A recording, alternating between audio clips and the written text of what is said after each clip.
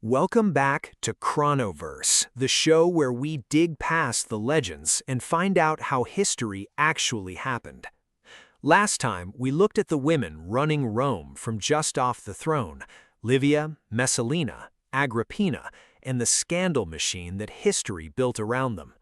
Today, we're jumping forward more than 400 years to the day the empire they were fighting to control simply stopped existing. September 4th, 476 AD.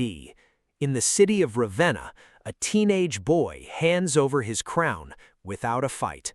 His name is Romulus Augustulus. He's maybe 16 years old, and with that one quiet surrender, the Western Roman Empire, the empire that stretched from Scotland to the Sahara, simply stops existing. No final battle, no burning capital, no last stand of legions on a distant field, just a boy, a barbarian general named Odoacer, and a piece of paper. How does an empire that ruled most of the known world for 5 centuries end like this? Not with a bang, but with a shrug. The truth is, Rome didn't fall in a day, or even in a year. What happened in 476 was the final page of a story that had been writing itself for decades, a slow bleed of money, loyalty, and manpower that most Romans alive at the time barely noticed happening around them. By the late 300s, the empire had already split in two. The eastern half, ruled from Constantinople, was rich, walled, and about to enjoy another 1,000 years of life.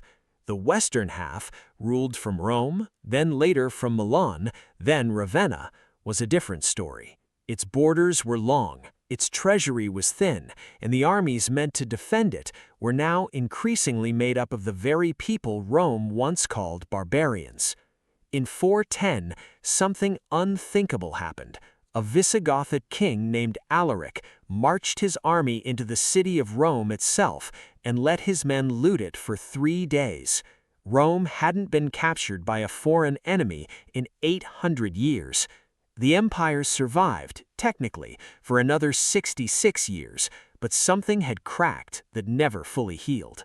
By the time young Romulus Augustulus took the throne in 475, he wasn't even really in charge. His own father held the real power behind him, and the army that was supposed to protect the empire was now loyal to men who had far less reason to care whether Rome stood or fell. The wolf, as it turned out, had been inside the walls for a long time. To understand how a teenage boy ends up handing over an empire, you have to go back a few decades to a problem Rome could never quite solve. It needed soldiers, and it was running out of Romans willing to be them. By the 5th century, the Western Roman army was filled with Germanic warriors, Goths, Vandals, Franks, Suebi, men who fought under Roman banners but answered, first and foremost, to their own commanders. Rome called them foederati, allied troops. In practice, they were something closer to a heavily armed protection racket the empire could no longer live without. One of those commanders was a man named Ricimer.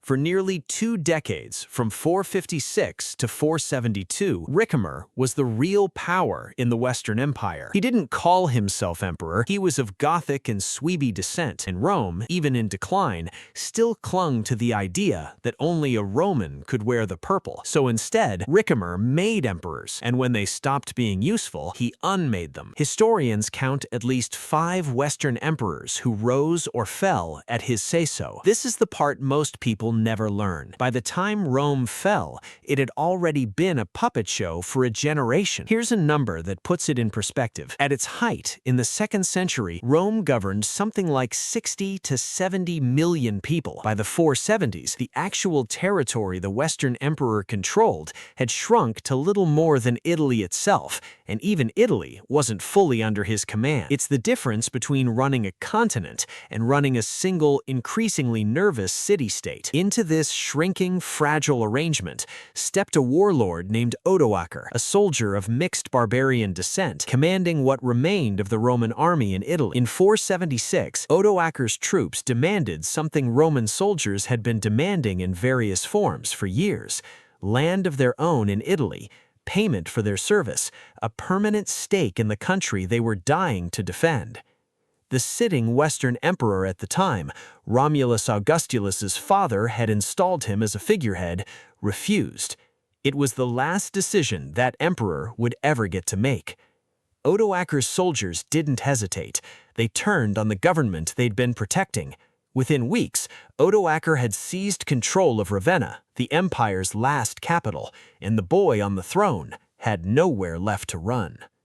Ravenna, in the summer of 476, wasn't just any city. It was chosen as the capital decades earlier for one reason: it was nearly impossible to attack.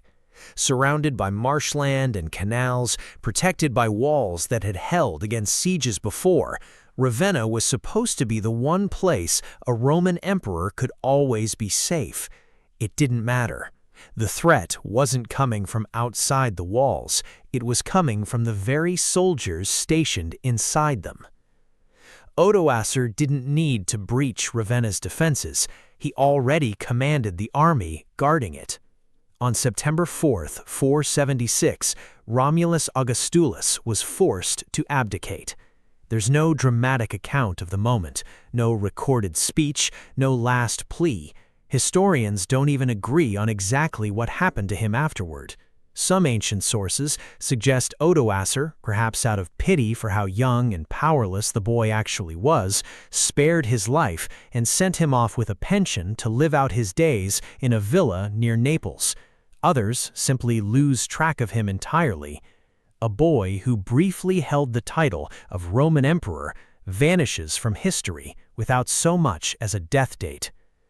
Here's the detail that makes this moment so strange. Odoacer didn't crown himself emperor. He didn't even try. Instead, he sent Rome's imperial regalia, the crown, the robes, the symbols of 500 years of imperial authority, east to Constantinople. His message to the reigning Eastern Emperor Zeno was simple: the West no longer needed an emperor of its own. Odoacer would rule Italy as a king, technically as Zeno's subordinate, and the office that Julius Caesar and Augustus had built would simply cease to exist in the West. Think about the scale of that decision for a moment. This wasn't a rival tearing down an emperor to become emperor himself, the way it had happened dozens of times before. This was someone essentially saying, this job doesn't need to exist anymore. It's like a company's board of directors deciding, after 500 years, to simply stop appointing a CEO, not because a rival wants the chair, but because the chair itself has become pointless. For contemporaries, it barely registered as the end of anything. Roman law still applied in Italy, Roman senators still sat in Rome, the Senate House doors were still open. To the average person living in the city that year, September 4th, 476 might have felt like just another change of management, one more general replacing one more puppet, the way it had gone for decades. Nobody rang a bell. Nobody wrote, "The empire has fallen," in their diary that week. It took historians centuries looking backward to draw the line here at all. Odoacer ruled Italy as king for the next 13 years. And life, in many ways, went on. Roman law stayed on the books. Latin stayed the language of government. The Senate kept meeting. For a while, it must have seemed like Rome had simply changed its management, not its identity. But something essential really was gone. There would be no more Western Roman emperor. Not that year. Not ever again.